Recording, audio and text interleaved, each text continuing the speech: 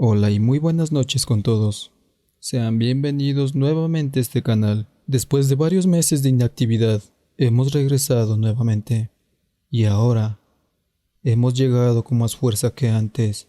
Para el primer video de este regreso, tenemos una historia un poco larga. Y como siempre, espero que les guste este relato. Vamos a comenzar con el relato de esta noche.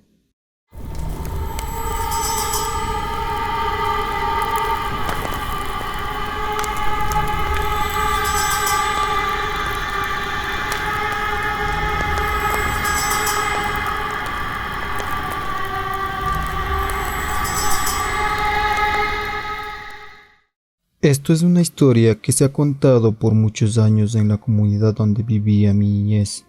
Esta historia dicen que pasó hace muchos años atrás. Desde este momento la historia será narrada en primera persona. La historia comienza así.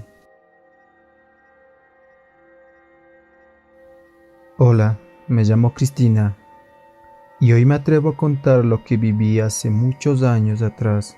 Empezaré por contarles que yo nunca había tenido un enamorado cuando era joven. Así que fue con el primer hombre que hablé, con quien me quedé para matrimonio.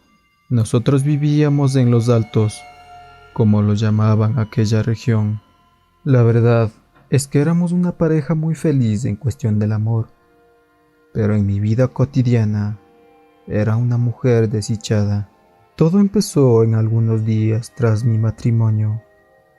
Empecé con cosas pequeñas, pero poco a poco eso fue cambiando, hasta que con el pasar del tiempo fue mucho más insoportable vivir así. En las noches alguien me empezó a jalar los pies e intentaba sacarme de la cama. También sentía un peso muerto que caía sobre mi pecho. Era tan fuerte el jalón en mis pies que a la mañana siguiente tenía en mis piernas moretones y arañazos. Siempre intentaba despertar a mi esposo, pero nunca era capaz de gritar o advertirle con mis manos.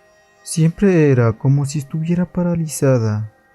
Esto se hizo tan fuerte que no podía dormir ni un solo minuto en las noches. En el día pasaba como autómata. Muy pronto, con el tiempo, quedé embarazada. Y eso que venía en las noches a visitarme, lo dejó de hacer. Pero eso no terminó ahí. Otros sucesos extraños empezaron a ocurrir en mi casa. Sillas y mesas que se movían solas. También se escuchaban pasos por la noche que me perturbaban. Mi esposo siempre decía que no escuchaba nada. Puertas que se abrían solas. Lamentos y gritos en medio de la noche. Yo de verdad creía que me estaba volviendo loca. Después que nació mi primer hijo, en las noches, volvió eso que me impedía dormir. Así es, después de un tiempo había regresado. Sentí nuevamente ese peso que era tan fuerte que sentía que me iba a morir. Así que opté por dormir en el día. La primera vez que hice eso, me arrepentí, ya que al quedarme profundamente dormida, escuché el llanto de mi hijo fuera de la casa. Sentí que se me heló la sangre. Corrí afuera. No podía dar crédito a lo que estaba viendo. Mi pequeño estaba en un gran árbol, muy alto, casi que no logró bajarlo de ahí. Ni de día, ni de noche podía conciliar el sueño. Con el tiempo tuve 2 hijos más. En mis 9 meses de embarazo era la única manera que podía dormir en la noche. Ya me había acostumbrado a los ruidos y lamentos de la casa. También había consultado con varias brujas de la región, pero la respuesta de todas era la misma. El trabajo que me estaban haciendo era bastante delicado y difícil de enfrentar, decían. Viví así durante mucho tiempo. Años, para ser honesta. ¿Cómo pude vivir así durante tanto tiempo? Viví en ese infierno. Los niños muchas veces despertaban llorando en la noche o a plena luz del día, porque decían que una sombra negra estaba en la casa. Sentí que no podía más. Aunque le insistí a mi esposo de cambiar de residencia, él siempre decía que cómo iba a dejar la casa, que era la herencia de su padre. Una tarde vi que subía un anciano que le apodaban Toto, el cual tenía fama de ser brujo. Y yo la verdad es que nunca lo vi ejercer tales cosas. Desde que me vio, dijo algo que me sorprendió. ¿Y a qué dijo algo? Yo le quería preguntar, pero no lo había hecho. Pero él me dijo que yo no estaba bien. Algo que cualquiera podría notar, ya que yo había perdido mucho peso, es decir, ya estaba solo en los huesos. Sentí un alivio solo con ver a aquel viejito, y sin dudarlo, le pedí ayuda. Él se quedó pensativo y me dijo que él ya no hacía esa clase de trabajos. Caí de rodillas y le imploré que me sacara de este infierno. El abuelo me miró fijamente y me dijo que le dijera todo lo que estaba viviendo. Empecé a contarle todo lo que había pasado durante todos estos años. Cada parte de mí suplicaba que el anciano nos ayudara. A diferencia de otras brujas que había visitado, él no usó nada como lo hacen otros. Él simplemente me dijo que alguien cercano me odiaba y quería mi muerte. Solo que yo era una mujer muy fuerte y que había resistido.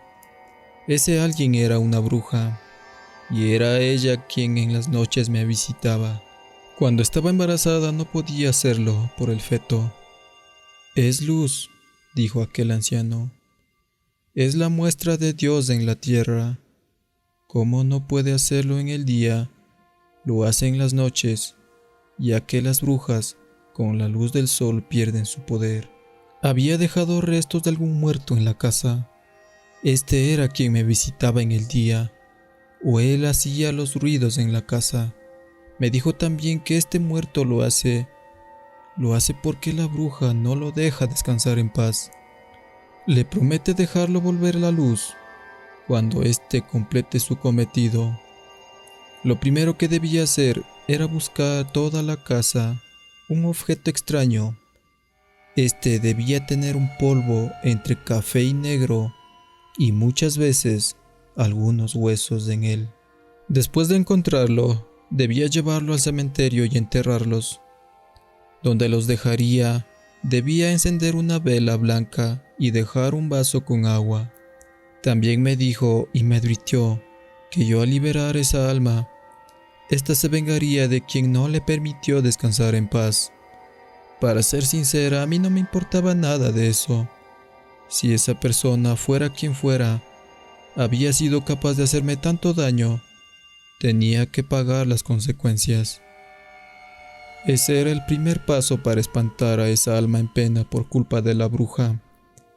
El segundo paso era sembrar alrededor de la casa 12 plantas de estramoño, una planta que espanta a las brujas. Cada que sembraba uno debía rezar esta oración. Con el poder de Dios y el Espíritu Santo, te cierro del paso a mi casa, a mi vida y a mi familia. Debía hacer eso.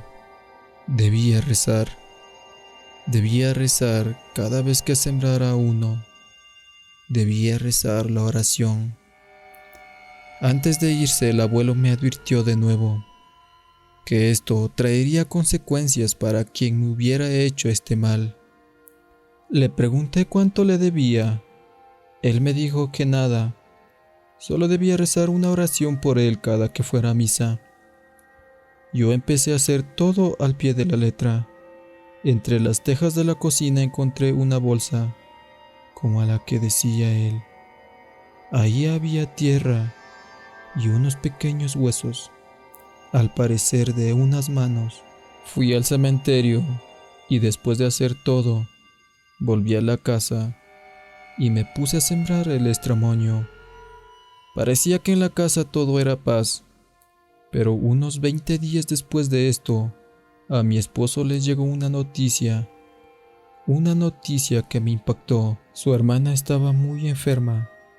Él la tenía que ir a ver. Yo dejé a los niños con mi madre y acompañé a mi esposo. A pesar que mi cuñada poco nos visitaba, era muy querida por ella, porque nos conocíamos desde niñas. Desde que entramos supe la verdad. Di unos pasos atrás y me retiré de la casa. Mi esposo no me preguntó nada y volvimos a la casa. Yo me enteraba de cómo estaba pasando mi cuñada, por lo que me contaba mi esposo. Yo nunca volví a visitarla. Casi 2 años duró la enfermedad y después murió en los huesos. Ya no podía comer y los médicos no podían decir qué mal la aquejaba. Cuando murió mi esposo estaba a su lado y las últimas palabras antes de morir fue: dile a Cristina que me perdone. Él no entendió nada, pero a mí me dio la razón. Yo nunca supe por qué mi cuñada y mi amiga quiso hacerme ese daño.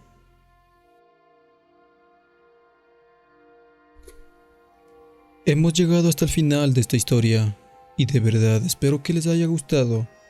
Si fue así, por favor no olvides dejar tu manito arriba, ya que así nos estarías ayudando mucho a seguir con este proyecto.